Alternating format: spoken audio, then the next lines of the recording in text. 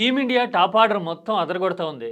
Abhishek Sharma business as usual అన్నట్టు చెలరేగిపోతా ఉన్నాడు. చాలా కాలం తర్వాత సూర్యకుమార్ యాదవ్ వరుసగా హాఫ్ సెంచరీలు చేసి దడదడలాడిస్తున్నాడు కదా.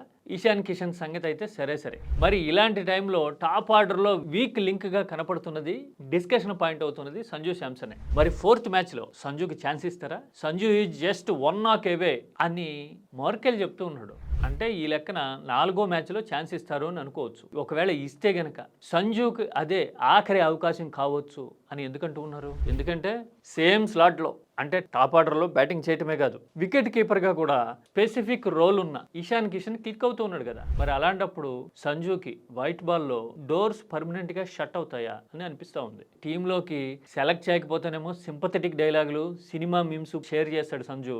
తీరా ఛాన్స్ ఇస్తే మాత్రం ప్రూవ్ చేసుకోడు, గాలికి వదులుతాడు అని చాలా మంది మాట్లాడుతూ ఉన్నారు. మరి ఇలాంటి వాటన్నిటికీ సంజు ఒక్క ఇన్నింగ్స్తో సమాధానం చెప్పగలరా?